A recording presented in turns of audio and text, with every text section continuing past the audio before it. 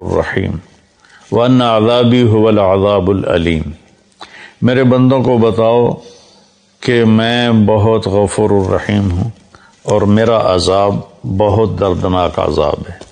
اردو ترجمے میں آپ کو دونوں طرف کی خبر برابر نظر آئے گی، لیکن یہ ایسے ہے، ایسے رحمت کی خبر اس کا وزن یہاں آ رہا ہے اور اس کے مقابلے میں پکڑ کی خبر کا وزن یہاں چلا جا رہا ہے۔ یہ دونوں برابر نہیں ہیں، یہ ایسے ہیں۔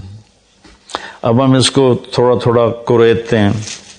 90 میرے بندوں کو بار بار بتاؤ۔ 90 اذن باب تفعیل میں تکرار ہوتا ہے، تو اللہ تعالیٰ یہ کہتا اخبر، میرے بندوں کو بتاؤ تو ہو جاتی بات۔ اخبر کی وجہ 90 بار بار سنا ان کو، یہ مجھ سے ڈرے ہوئے ان کو بار بار سنا۔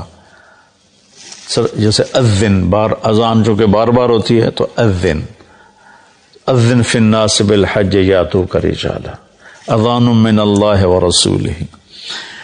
تو اس پیٹرن پر جو لفظ آتا ہے اس کے اندر تکرار کا مطلب داخل ہوتا ہے۔ تو میرا اللہ اپنے حبیب سے کہہ رہا ہے بار بار سنا میرے محبوب، بار بار سنا۔ آگے اللہ کہتا اخبر الناس، لوگوں کو بتاؤ، یا چلو اگر خاص کرتا تو اخبر الذین آمنوا، ایمان والوں کو خبردار کر دو، خبر دے دو۔ 90 کی خوبصورتی الگ ہے، عبادی کی الگ ہے۔ اللہ نے پوری دنیا کے مشرق مسلم سب کو کہا میرے بندے ہیں، اور کہا میرے بندے ہیں، میرے میں کتنی محبت، میرا لال، میرا بچہ، میرا بیٹا۔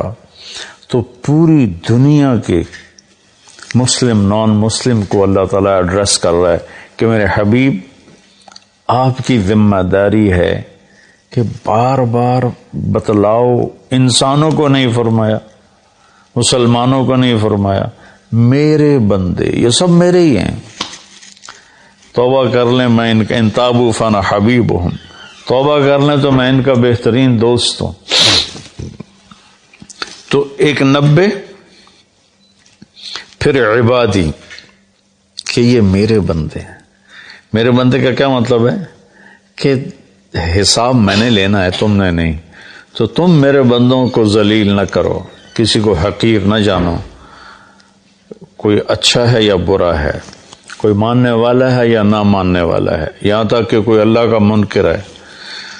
تو اللہ تعالیٰ کہتا ہے تمہیں اجازت نہیں دے رہا کہ تم ان کو کسی طرح بھی ذلیل کرو یا حقیر جانو۔ یہ فیصلہ میں نے کرنا ہے، تمہارے اس ہاتھ میں یہ فیصلہ نہیں ہے۔ تو عبادی میں کتنی خوبصورت بات اللہ نے کہی کہ میرے بندے، میرے بندے۔ ماں کے لہجے میں کہتے ہیں نا صدقے، میں تو والی نہیں پہ آمدہ، تو میرے بندے ایک 90 ایک میرے بندے۔ پھر انی، میں بذات خود، انا یقیناً میں ہی کیا ہوں، غفور ہوں، رحیم ہوں۔ انی بات بغیر کسی شک کے ہے، انی انا کی تاکید، پھر یا متکلم کہ میں بذات خود بہت معاف کرنے والا، بہت رحم کرنے والا ہوں۔ غفور بھی مبالغے کا صیغہ ہے اور رحیم بھی مبالغے کا صیغہ ہے۔ اب اللہ نے بتانا تھا کہ میرا عذاب بڑا سخت ہے، تو یہاں 90 نہیں لائے، 90 تو لائے اس کے ساتھ انی انا الغفور الرحیم، اسی کا عطف بنایا وَأَنَّ عَذَابِي، وہاں ہے انی، یہاں ہے عذابی، وہاں ہے انا، یہاں ہے ہوا۔ ایک غائب ہے، ایک حاضر ہے، فرق ہوتا ہے کہ نہیں؟ ابھی آپ میری بات براہ راست سن رہے ہو تو آپ پر ایک اور تاثر ہے، آپ جا کر میری بات آگے کسی کو نقل کرو گے تو سارا تاثر اس میں سے نکل جائے گا، صرف خبر منتقل ہوگی، تاثر منتقل نہیں ہوگا، چونکہ دیکھنے سے ایک اثر پیدا ہوتا ہے۔ تو جب اللہ نے اپنی رحمت کو بتایا تو اپنے آپ کو سامنے کھڑا کر دیا کہ یہ میں تمہارا رب ہوں، تمہارے سامنے ہوں، میں بہت مہربان ہوں، رحم کرنے والا ہوں، معاف کرنے والا ہوں۔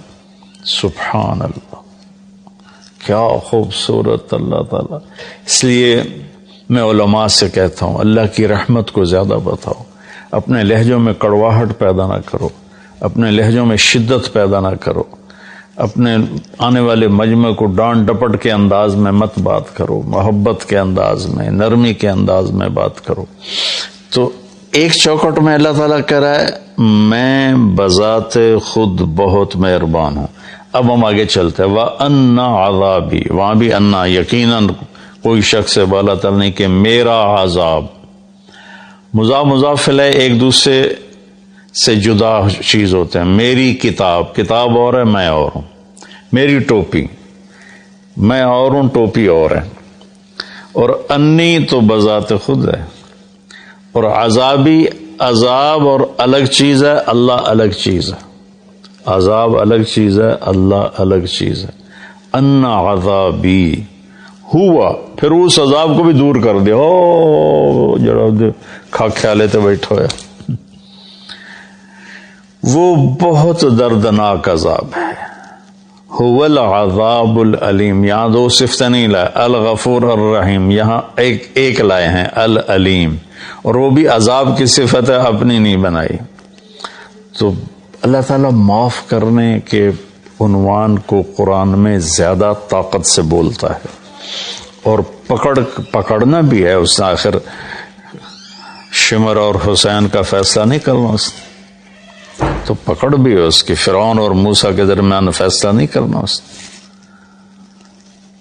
تو پکڑ بھی ہے، لیکن پکڑ کو اللہ اتنی شدت سے نہیں بتاتا جتنی طاقت سے اللہ اپنی رحمت کو بتاتا ہے۔ تو میرے بندوں کو بتاؤ، بار بار بتاؤ کہ میں بذات خود تمہارے سامنے کہہ رہا ہوں کہ میں بڑا مہربان۔ اور پھر ہاں وہ جو میرا عذاب ہے نا، وہ جو میرا عذاب ہے، او تو لمبے تو پار ٹپا چھڑے، وہ جو میرا عذاب ہے نا، وہ بڑا دردناک عذاب ہے۔ سبحان اللہ۔ سوچو، خوشخبریاں سناؤ، اللہ کی رحمت سے لوگوں کو قریب کرو۔ ایک ٹی وی کے ایکٹر تھے بڑے پرانے، تو وہ مجھے ملنے آئے، کہنے لگے میں آپ سے اس لیے ملنے آیا ہوں کہ آپ اللہ سے ڈراتے نہیں، آپ اللہ سے ملاتے ہیں۔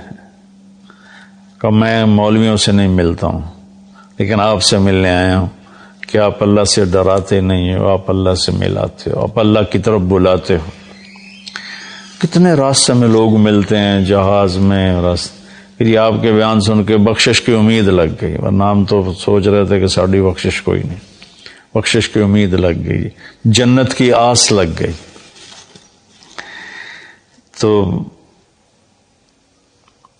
مغفرت کا اللہ تعالیٰ کو اتنا پسند ہے کہ اللہ کے نبی کا فرمان ہے اگر تم سارے نیک بن جاؤ، گناہ کرنے چھوڑ دو، تو اللہ تم سب کو موت دے کے جنت میں ڈال دے گا، اور ایک ایسی قوم پیدا کرے گا جو گناہ کر کے روئیں گے اور معافی مانگیں گے، پھر اللہ خوش ہو کے انہیں معاف کرے گا۔ معاف کرنا اللہ کو ایسا پسند ہے۔ اللہ کی طرف سے جو اپنے بندوں کے لیے رحیم، ارحموا من فی الارض یرحمکم من فی السماء، تم زمین والوں پہ رحم کھاؤ، اللہ تم پہ رحم کھائے۔ دوسرا آیا سورہ عنکبوت میں، احسب الناس ان یترکوا ان یقولوا آمنا وہم لا یفتنون، کہ کلمہ پڑھنے کے بعد تم آزمائے نہ جاؤ، یہ خیال دل سے نکال دو۔ وَلَقَدْ فَتَنَّ الَّذِينَ مِن قَبْلِكُمْ فَلَيَعْلَمَنَّ اللَّهُ الَّذِينَ صَدَقُوا وَلَيَعْلَمَنَّ الْكَاذِبِينَ۔ تو اللہ تعالیٰ یہاں پوری آیت کا خلاصہ یہ ہے کہ اللہ فرما رہے ہیں کہ کہ جب تم مجھے مانو گے نا کہ ہاں ہم مان گئے تو ایک اکیلا ہے، تیرا کوئی شریک نہیں، اور محمد صلی اللہ علیہ وسلم تیرے رسول ہیں، تو پھر میں تمہیں آزماؤں گا۔ اس کے لیے جو لفظ استعمال کیا نا وہ ہے فتنہ، یفتنون۔ فتن کہتے ہیں سونا پگھلانا، فتان عربی میں سونار کو کہتے ہیں، گولڈ سمتھ جس کو ہم انگریزی میں کہتے ہیں، سونار کو عربی میں فتان کہتے ہیں، سونا کو پگھلانے والا۔ بعض چیزوں کی میل کچیل دور ہو جاتی ہے پانی سے، پیٹرول سے صاف ہو جاتے ہیں۔ بعض چیزیں ایسی ہوتی ہیں جن کے میل اندر گھسی ہوتی ہے، وہاں پانی نہیں پہنچتا، پیٹرول نہیں پہنچتا، اس کو پھر پگھلانا پڑتا ہے۔ جو دھاتوں کے اندر میل ہے وہ پانی سے نہیں دھلتی۔ لوہے میں اندر زنگ پھنسا ہوا ہے، سونے میں کھوٹ۔ میں نے ایک دفعہ پورا پروسیس دیکھا تھا سونار کے پاس بیٹھ کر کہ اس نے سونے کی ٹکی کو پگھلایا، پھر اس میں سے کھوٹ کو الگ کیا، خالص کو الگ کیا، یہ سارا میری آنکھوں دیکھا ہے۔ تو جو دھات ہوتی ہے وہ پانی سے نہیں صاف ہوتی، اس کو آگ میں ڈالنا پڑتا ہے۔ جب وہ اس کے اندر مساموں میں آگ جاتی ہے تو وہ پگھل کر کھوٹ کو الگ کر دیتی ہے، وہ آگ اور خالص کو الگ کر دیتی ہے۔ تو انسان دو چیزوں سے بنا ہے، ایک جسم سے، ایک روح سے۔ تو جسم پر جو آنے والے حالات ہیں ان کی مثال پانی سے دھل جاتے ہیں، وہ ظاہری اسباب سے دور ہو جاتے ہیں، لیکن جو روح پہ حالات آتے ہیں اللہ کی طرف سے ناگواری کے، یہ وہ ہے جو سونے کو پگھلا کے اندر سے کھوٹ نکالنا۔ جب تک اس کے اوپر اللہ کی طرف سے آزمائش نہیں آتی، اللہ ہم سب کی حفاظت فرمائے، اس وقت تک وہ خالص نہیں بنتا۔ جب تک وہ اس بوجھ کو برداشت نہیں کرتا اللہ کی رضا کا۔ وَإِذْ زَاغَتِ الْأَبْصَارُ وَبَلَغَتِ الْقُلُوبُ الْحَنَاجِرَ وَتَظُنُّونَ بِاللَّهِ الظُّنُونَ هُنَالِكَ ابْتُلِيَ الْمُؤْمِنُونَ وَزُلْزِلُوا زِلْزَالًا شَدِيدًا۔ جب تمہاری آنکھیں پھٹ گئیں اور کلیجے اچھل کے منہ کو آ کے، صحابہ کو اللہ کہہ رہا ہے جنگ خندق میں کہ تم اتنی مشقت میں آئے کہ آنکھیں پھٹ گئیں، اور تم کہنے لگے اللہ ہے بھی صحیح۔ متی نصر اللہ، الا ان نصر اللہ قریب۔ تو یہ دنیا آئیڈیل ہوم نہیں ہے۔ لوگ اسے آئیڈیل ہوم بنانے کے چکر میں بڑے بڑے محل بناتے ہیں، بڑی بڑے آرام کی شکلیں بناتے ہیں، اپنے آپ کو تسکین دینے کے لیے کروڑوں اربوں ڈالر کی کشتیاں بنواتے ہیں، اس میں بیٹھ کے وہ سمندر کی سیر کو نکلتے ہیں، لیکن 100 بار چمن مہکا، 100 بار بہار آئی، دنیا کی وہی رونق، دل کی وہی تنہائی، اندر وہ خالی ہوتا ہے، وہاں کچھ ضرب لگانے کی ضرورت ہے۔ وہ جب آدمی اللہ کی اطاعت میں اپنے آپ کو جما کے چلتا ہے اور اس کے روح پر حالات آتے ہیں تو وہ پھر ایسے نکھر کے صاف ستھرا ہو کے، کیونکہ جنت صاف ستھرے لوگوں کی جگہ، اس لیے جو ایمان والے کبیرہ گناہ کرتے مر گئے ان کو جہنم میں ڈال کے پگھلایا جائے گا، کھوٹ ان کا نکالا جائے گا، کھوٹ نکال کے پھر جب وہ خالص ہو جائیں گے